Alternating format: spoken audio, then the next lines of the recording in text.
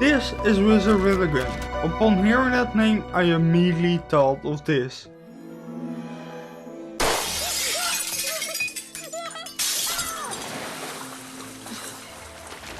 Wizard with a Gun is an online sandbox survival game set in a magical wilderness filled with dangerous creatures and arcane mysteries. The thing I really liked about this game was the trailer.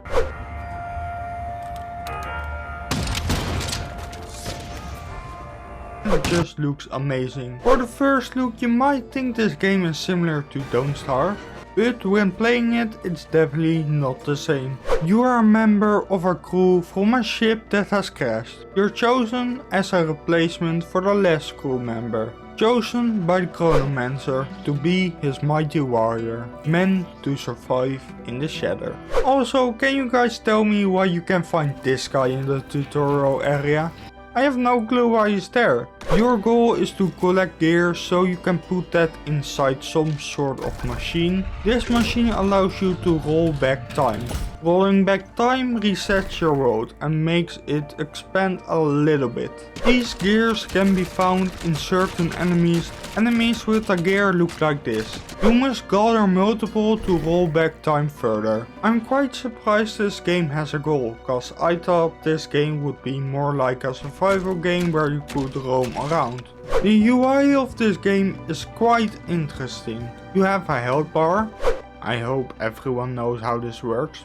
Next to your health bar you can see the arcane chaos you have collected, and you can see a blue bar which I don't know what that is. Then we have a bag which is your inventory.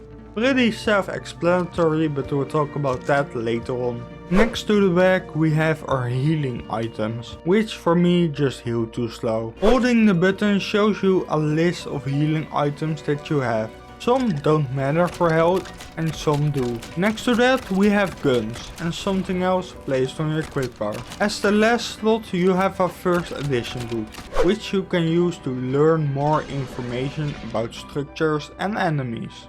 Also about the beasts that roam the maps. For me that's especially the cute kittens. You can also hunt them. In the top right corner you have a map where you see where you have gone and where you need to go to get the gears. The last thing on the quick bar are ammo for your equipped gun and a magazine which needs to be reloaded sometimes. You can either do this yourself or keep shooting. Also, when you equip your book, the magazine changes to the book and it says how you can use it. You can scan structures and you can scan enemies. Other things you can unlock later. With scanning these items you can unlock furniture, like potion tables where you can craft potions, a loading bench to reload your ammunition.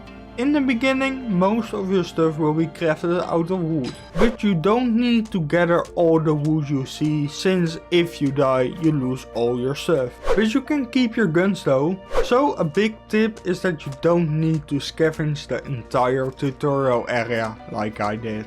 You also have a furnace that you can find during the game. And once you have scanned this, you can make it yourself, especially in the tower since you can keep the stuff there.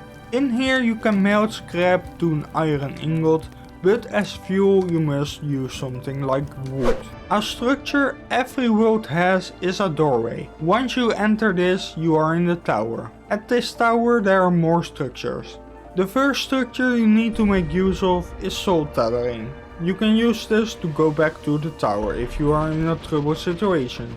But how it exactly works, I have no clue. I thought you could press down on your controller, but somehow that doesn't work for me. The second structure you can find is a time machine, called the Chronomancer's Wheel. Here you need to place the gears you have acquired to roll back time and find even more wheels. The third structure is one you want to use quite a lot. In the research Makana, you research your ability to craft ammunition that you can use in your guns. Fire bullets, ice bullets, poison bullets and somehow the horny charming bullets. And if you want you can also upgrade your first edition book.